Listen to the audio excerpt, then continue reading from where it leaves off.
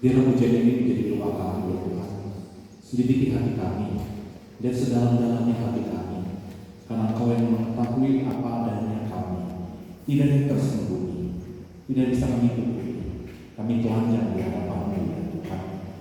Tetapi Engkau tahu betapa kami mengasihi-Mu. Kami rindu untuk digembleng, dibina, diperlengkapi, disempurnakan terus-menerus, untuk semakin hari semakin serupa dengan Tuhan. Terima kasih ya Tuhan. Kami berada di tempat ini. Kami yakin dan percaya Tuhan sedang menyediakan bagi kami untuk meningkatkan kemampuan kami, keterampilan kami, khususnya dalam pelayanan-pelayanan yang Tuhan sudah percayakan kepada kami. Biar selama beberapa hari di tempat ini, setiap kami sungguh-sungguh mendapatkan manfaat yang terbesar.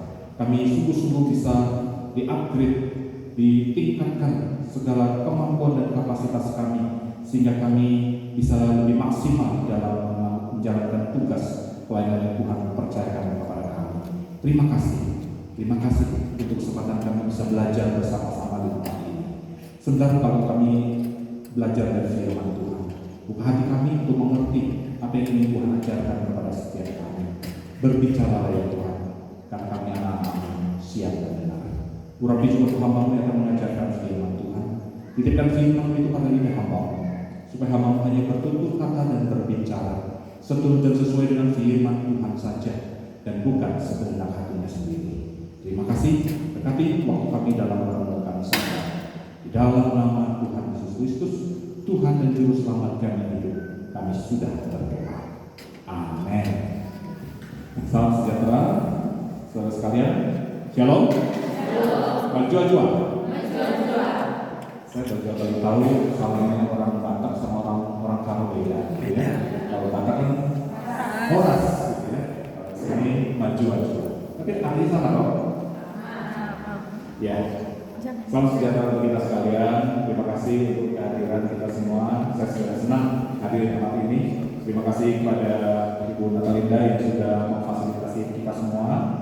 Dan ini merupakan satu kerjasama atau kolaborasi pelayanan yang indah ya, antara Sinode GBKP, Sinode kami GKY, dan Yayasan Pondok Kasih.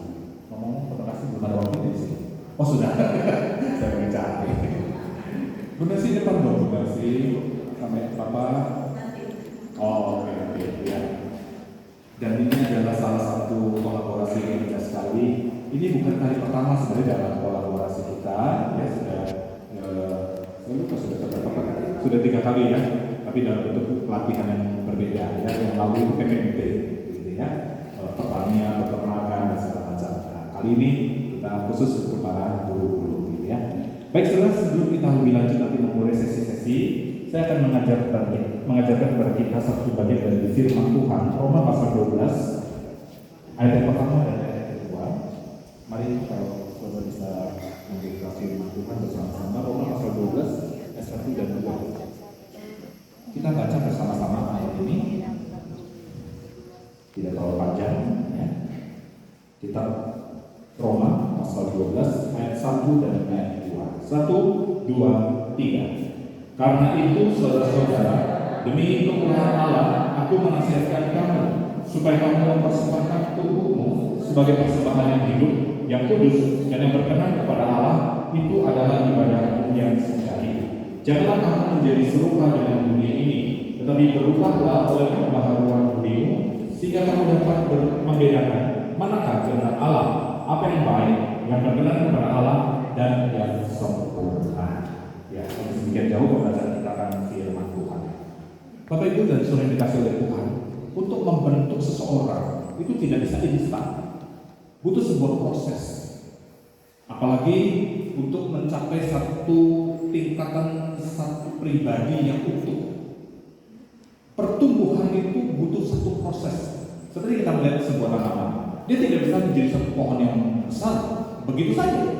Dia harus berproses dari sebuah biji, keluar akar kecilnya, 2 daunnya, sampai kemudian batangnya makin tinggi, lalu bertumbuh daun-daun yang lainnya, hingga sampai menjadi sebuah pohon yang besar. Butuh satu proses. dan kadang-kadang prosesnya sangat panjang. Pertumbuhan dalam kehidupan kerohanian kita pun sama prinsipnya. Kita nggak bisa ingin mendapatkan satu pertumbuhan yang sempurna hanya dalam waktu yang sangat pendek, yang sangat singkat. Termasuk dalam pengertian kita pada seminggu ini. Saudara, bertumbuh itu tidak bisa instan. Tidak seperti sebuah bengkel. Mobil kita kalau rusak, ya, masuk bengkel, montir otak-atik sana sini, berapa setengah jam, 1 jam kemudian starter langsung konser. Tidak, pertumbuhan tidak seperti itu. Pertumbuhan juga bukan seperti sebuah salon kecantikan. Kita mungkin berantakan, aut-autan, masuk ke salon, sejam 2 jam di treatment oleh orang di salon, keluar kita sudah menjadi cantik, rambut yang indah, wajah yang penuh dengan dandan yang indah. Nah, tapi saya mengibaratkan sebuah proses pertumbuhan itu seperti sebuah pusat kebugaran. Pusat kebugaran harus ada kerajinan, ketekunan, kesungguhan hati untuk berlatih, sehingga tercapailah tubuh yang sehat, bentuk yang ideal yang diharapkan dari sebuah latihan di pusat kebugaran. Maka saudara, ketika kita ingin mendapatkan satu tingkatan pertumbuhan yang kita harapkan, butuh sebuah proses. Nah, menarik sekali dikatakan oleh Paulus di dalam kitab Roma yang tadi kita baca. Dia mengatakan demi kemurahan Allah, dia menasihatkan kepada jemaat di Roma pada waktu itu apa? Mempersembahkan hidup mereka, tubuh mereka sebagai persembahan yang hidup. Menarik sekali ketika Paulus menggunakan kata persembahan. Konsep arti kata dari persembahan ini persis sama yang diungkapkan dalam Perjanjian Lama terkait ketika orang Israel ingin membawa persembahan kepada Tuhan. Yaitu apa?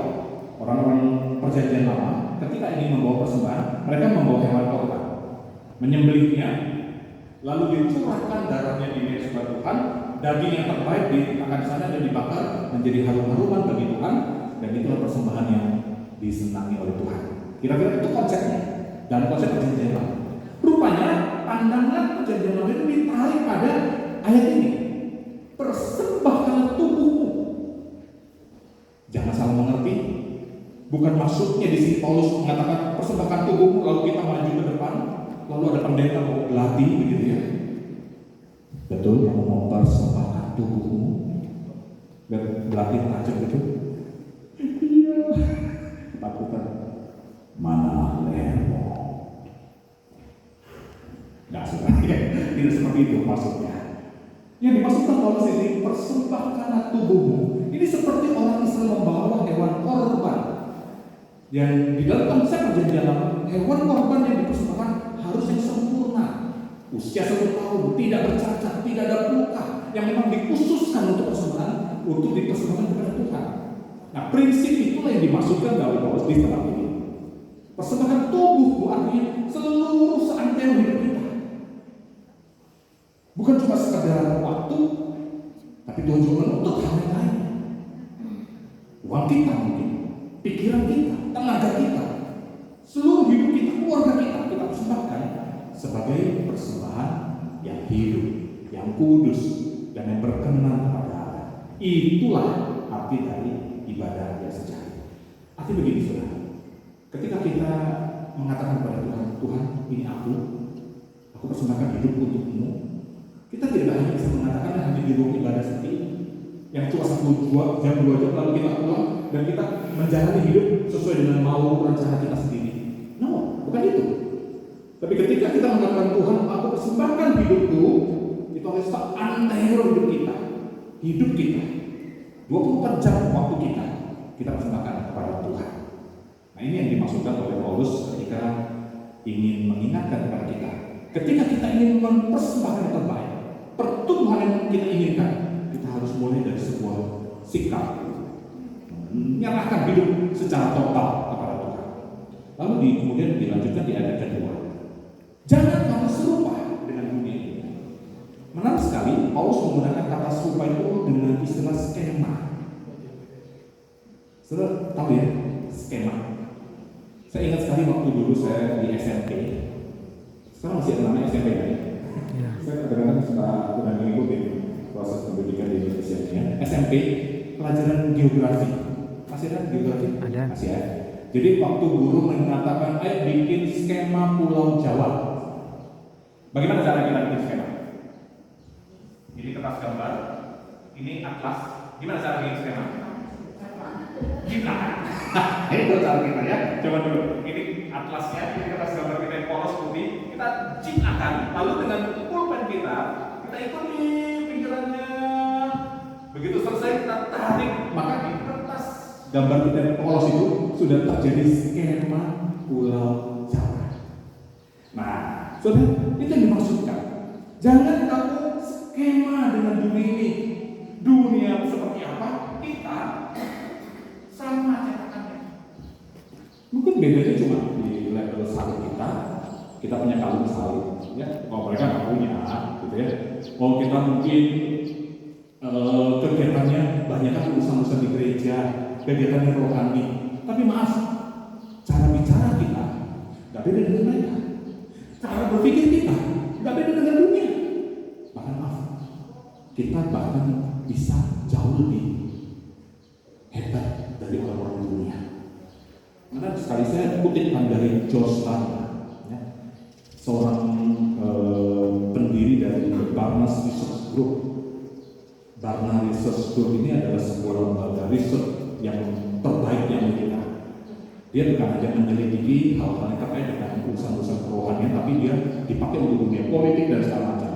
George Barna, ya, mengatakan begini dalam salah satu bukunya. Setiap hari gereja makin menjadi seperti dunia. Gereja makin hari makin seperti dunia. Cara hidup kita, cara ibadah kita, cara berpikir kita. Di mana nilai-nilai kekristenan kita bisa kita tampilkan kalau kita akhirnya sama seperti dunia. Ini yang Paulus ingatkan saudara sejak awal. Jangan kita skema sama, serupa dengan dunia. Lalu Paulus mengatakan, tetapi ya, berubahlah oleh pembaharuan budimu. Nah, setelah ini menarik sekali. Kata pembaharuan budi atau pembaharuan sini, itu Paulus menggunakan kata metamorfosa. Tahu ya, kata metamorfosa? Apa itu proses metamorfosa? Dari telur jadi ulat, dari ulat jadi kepompong jadi harimau. Betul, kita ya, kupu-kupu ya. Telur, ulat, kepompong lalu jadi kupu. Itu adalah satu proses metamorfosa. Bisa dikatakan begini, hidup kita itu dulu seperti ulat yang menjijikan. Saya yakin di sini nggak ada yang senang koleksi ulat. Ada? Yang hobi kumpulkan ulat gitu? Ya, nggak ada, pasti nggak ada. Ya, kalau kumpulkan benda-benda antik mungkin banyak, ya. Kumpulin perangko, jarang, nggak ada perangko juga ya. Ini sekarang nggak pakai perangko, ya. Saya dulu masih hobi kumpulin perangko, ya. Nggak ada yang senang dengan ulat. Ulat itu menjijikan, menggelikan, ya. Tapi ketika ulat itu berubah dan proses metamorfosa menjadi kupu-kupu, saya di sini nggak senang kupu-kupu, ya, pasti senang. Saya dan satu kali ada pelayanan di Sulawesi Selatan, Makassar. Saya sempat berkunjung ke satu tempat yang namanya Bantimur. Ada yang tahu tempat ini? Bantimur adalah salah satu situs di mana ada ribuan varietas jenis kupu-kupu terbanyak di dunia. Bantimur di Sulawesi Selatan. Itu memang banyak sekali kupu-kupu di sana. Ya. Cuma saya dengar juga sekarang sering diambil kupu-kupunya sehingga populasinya makin hari makin berkurang di sana. Ya sama-sama. Dan apa yang dilakukan oleh orang-orang ini? Itu di air keras, dijadikan pajangan. Ya saya ikut berdosa juga karena saya beli juga itu kupu-kupunya. Karena cantik. Ya, wah ini jenis kupu-kupu jenis ini, yang ini jenis ini, dan warnanya macam-macam. Biru, ungu, jingga, putih dan segala macam. Cantik. Saya pajang di rumah, gitu ya. Kenapa? Karena kupu-kupu itu indah. Gak ada yang mau koleksi ulat. Ulat menjijikan. Tapi ketika dia berubah menjadi kupu-kupu, semua senang. Tapi pada sore yang dikasih oleh Tuhan, itu yang dimaksudkan. Berubah kita dari cara dunia, atau tidak serupa dengan dunia, tapi katakan mengalami pembaharuan budi. Soalnya pembaharuan itu tidak muncul dari luar. Pembaharuan itu muncul dari dalamnya keluar. Dari budi kita, dari dalamnya keluar. Maka saudara, proses metamorfosa inilah yang sering Tuhan juga ingin jadikan dalam hidup kita. Kita bisa menjadi seperti hari ini bukan satu proses yang pendek, satu proses metamorfosa yang panjang. Persoalannya adalah maukah kita dibentuk?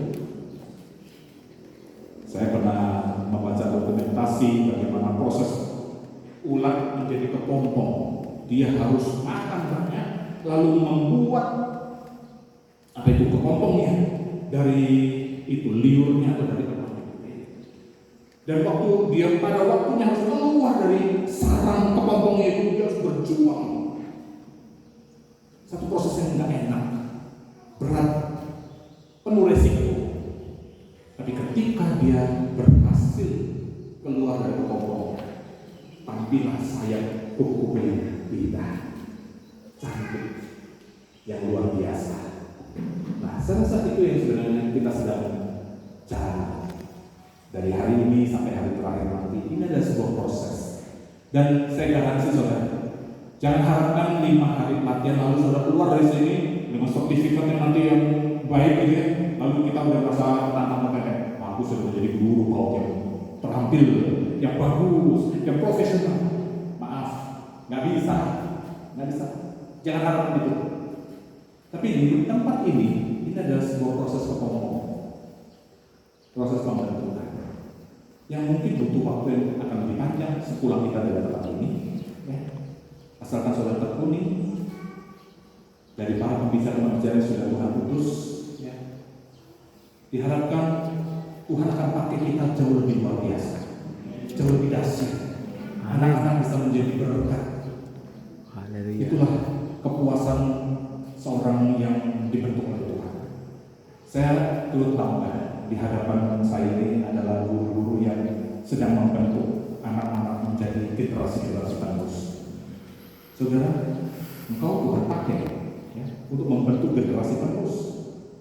Maka kita yang dipercayakan oleh Tuhan tidak bisa sembarangan. Sebenarnya saja, sebesarnya saja. No. Makanya saya senang saudara hadir hari ini untuk dipersiapkan. Ini sebuah satu langkah proses untuk kita one step higher, satu langkah atau satu tingkat lebih tinggi lagi. Ya. Dan saudara puas hanya dengan yang didapat di tempat ini. Pelajar, gali lebih banyak. Ya. Di sini nanti ada 3 pembicara yang sudah Tuhan kirimkan. Banyak tanya, banyak gali. Ya. 3 pembicara ini kuras habis saja. Ya. Supaya semua ilmunya kalau bisa kita dapatkan semuanya. Ya, sehingga ini menjadi bekal buat kita ketika masuk dalam pelayanan Tuhan. Dan Paulus mengakhiri dengan kalimat, sehingga kamu dapat membedakan manakah kehendak Allah, apa yang baik, yang berkenan kepada Allah, dan yang sempurna. Menarik sekali, ada kata sehingga. Ya. Jadi perhatikan saudara, lakukan A dulu, maka B. Tapi bahasa ini ya, lakukan dulu, jangan serupa dengan dunia dan mengalami pembaruan dalam budi sehingga kamu dapat membedakan kehendak Allah. Saya dalam pelayanan seringkali saya ditemui oleh anak muda, remaja yang saya latih, saya lihat biasanya, mereka tanya, Pak Hari, bagaimana kita tahu dari Tuhan? Saya kemudian bacakannya ini. Jangan langsung kamu tanya Tuhan punya kehendak apa kepada kamu sebelum kamu melakukan ini dahulu, yaitu apa? Tidak serupa dengan dunia dan alami pembaharuan dunia. Karena ini adalah dampak hasil, bukan dari sebab. Mengenal kehendak Allah itu adalah sebuah proses setelah langkah awal sudah dikerjakan. Kadang-kadang saya prihatin banyak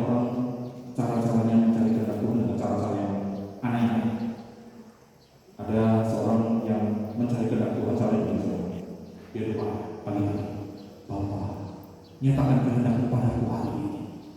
Dalam nama Yesus, amin. Lalu Alkitabnya ini bukan Alkitab iPad begini ya, tapi Alkitab buku. Dalam nama Yesus, amin.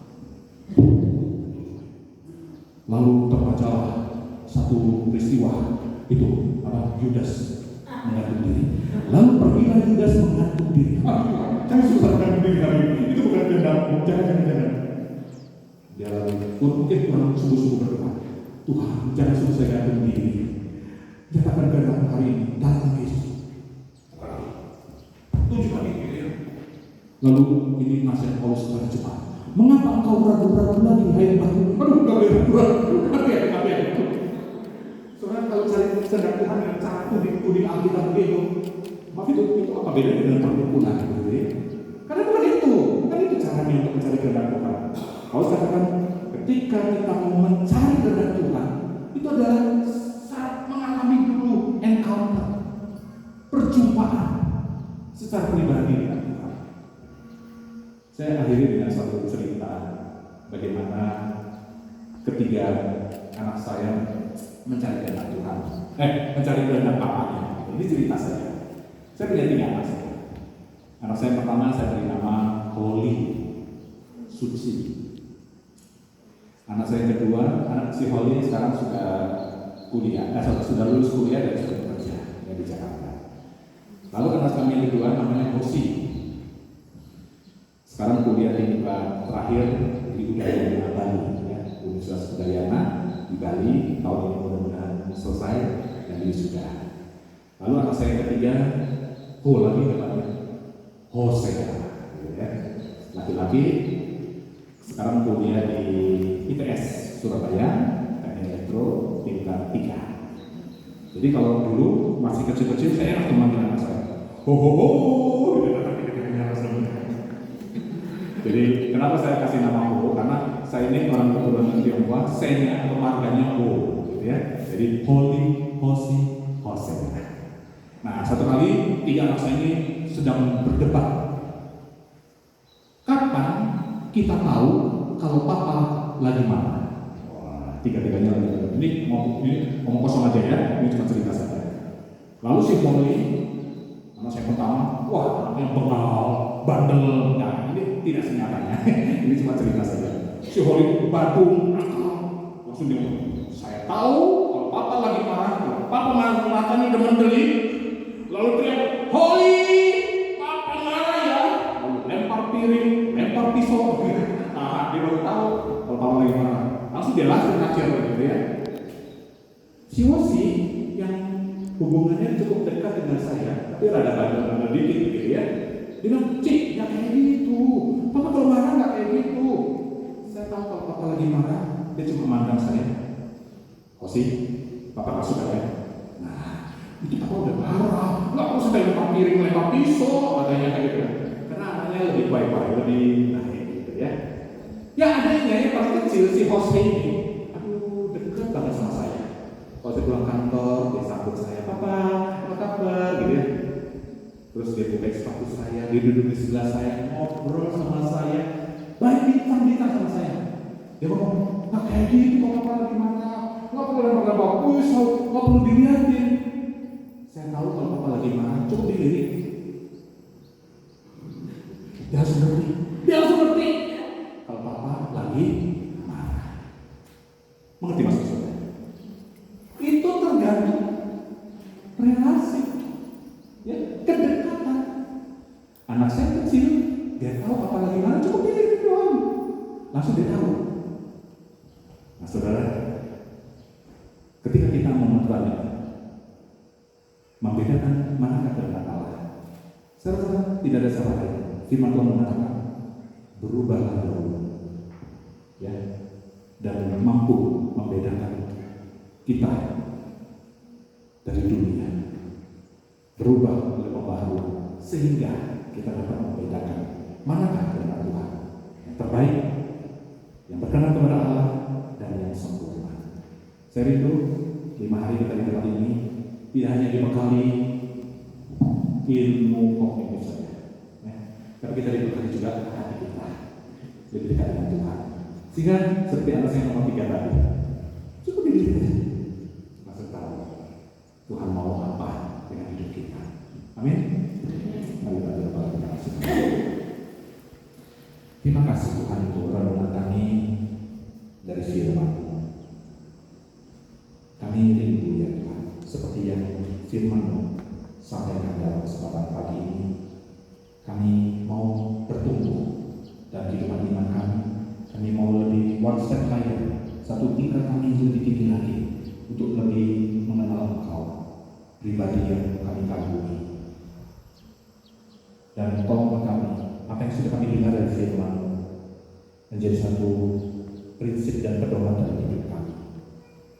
Tolonglah kami tidak semakin hari semakin skema dengan dunia ini, tapi kami mengalami satu pembaharuan yang nyata, yang konkret dalam kehidupan rohani kami, sehingga kami makin mengerti apa yang mau Tuhan ajarkan kepada kami, apa yang mau Tuhan ingin lakukan dalam hidup kami, apa yang menjadi kehendak-Mu bagi kami, dan kami tidak salah dalam melangkah.